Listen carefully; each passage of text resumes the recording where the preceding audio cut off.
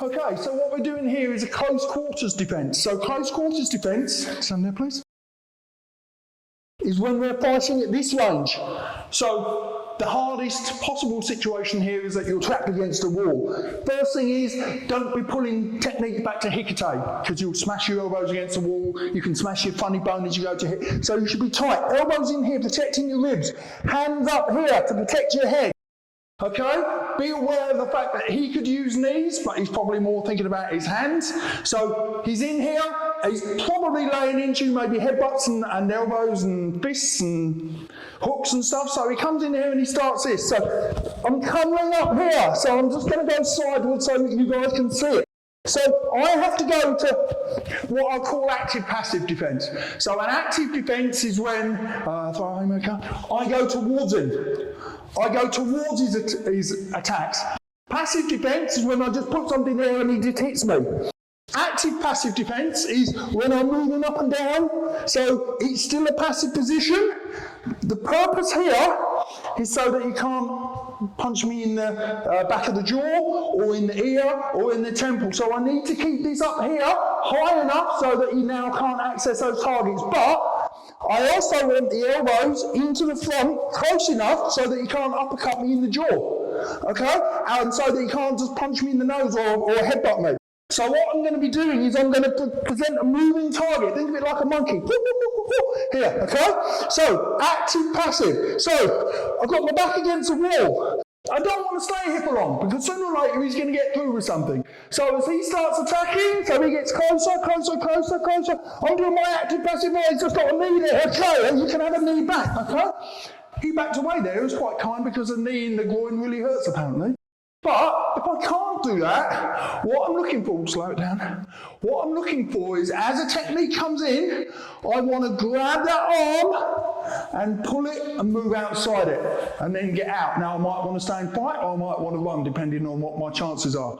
You know, I'm always a big fan, if you have to defend yourself, hurt the person before you go so they'll be nervous of coming after you. But there's some people that might just make things worse. So, what I'm looking for here, as he starts attacking me, I'm looking for that chance to grab an arm. Now I need to be on the outside of it. Pull that arm across and go. Now at least I've got a fair chance. And now he's surprised because he's just got defended. As one of our lovely students, Jason Deloy, said the other week, somebody attacked him, he put up his fence, and the guy said, "Oh, what are you doing standing in a fighting stance for? You can't fight." But the guy did leave him alone. So, you know, there's something to be said for it. So, if I'm here, and I defend an arm, that might be enough to take the fight out of him, to make him think twice, without us having to have another stand-up confrontation. So, very, very slowly, active, passive here. I could be kneeing here depending on the situation. Could even put a headbutt in here. Okay, and when I see a chance, call me there, at least I was ducking under. Okay, so I slightly brought this down too soon. Self-defense is not perfect. Don't expect your self-defense to walk away without you getting hit or hurt, because that's unrealistic. So I was starting to duck under here. His knuckles caught me here. That's why he's about to be a blue belt. Okay, no, it's good. It's good that it shows you sensei is not perfect either. As I went under, but I ended up here. Pulled there. Oh, he's just headbutted the wall. What a shame, sorry. Okay, you get the idea though, yeah? So, go. So he's in close, active, passive, hoo-yah, elbow, headbutt, hoo-yah. Okay, under there. It's another approach. So, this is my aggressive approach. Elbows, knees, they're part of your syllabus up at brown belt. Rising elbow, round elbow. These are all devastating techniques. If he's coming round here, that means he's open in the middle, here. Okay, now look, I've got this. He's definitely open there, as long as he doesn't beat you to it. If you're here, maybe turn off. I'd sooner get a dead leg than dead privates, okay? So, as he comes here though, if you can, take this up, sink under, help him into the wall. So there's a few different approaches there. For your grading, so long as you show an intelligent response to that position, that's going to be fine. Now, there's another situation which we're going to talk about now, which links onto this, which is a strangle against the wall. So he's strangling me here. So we're going to do an angle, but pretend I'm flat against the wall. This is the dumbest attack ever by him. Just so unbelievably stupid. He thinks he's doing a power move. Oh, you take that, I'm going to intimidate you. How much more open could this guy be? We'll start on the top. Eyeballs, thumbs in the eyeballs. Throat, push the throat. Keisho, rising palm heel underneath the chin. His shin goes back, there's a knee in the groin. Scrape down the shins with your feet, stamp on the toes. So everything down the centre is open.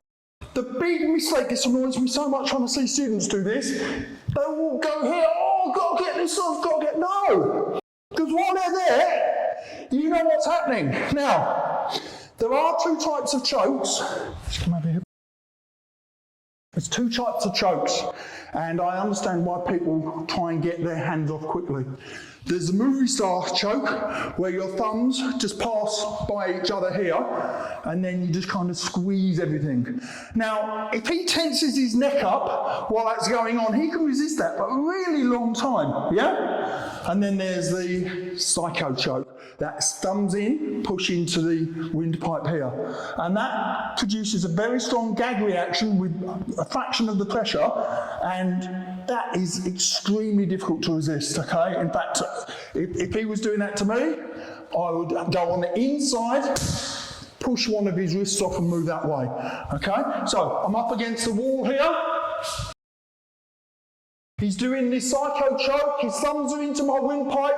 I'm going to need to break free of that because that is seriously, it produces a strong visceral reaction, so I need to get away from that. I'm not going to be doing all of that other stuff. I'm just going to go on the inside. Anytime someone's choking you, inside is the way to get out, and I'm just going to push to the outside of the palm, with the heel of my palm, and I'm going to move away from that, okay? So, thumbs in choke, really, really uncomfortable, and it can collapse your windpipe, okay? Tiny, tiny thought, if your windpipe gets collapsed or it feels like it, you need to lift up to try and pop it back out. It's like a vacuum cleaner hose. Okay, so, from the centre again, up, gouge the eyes, poke the throat, punch the throat, knee the fibres, straight down the shins. 1, 2, 3, 4. Stamp on the foot. If you're going to stamp on the foot, turn your foot sideways. Okay, lots of different options there.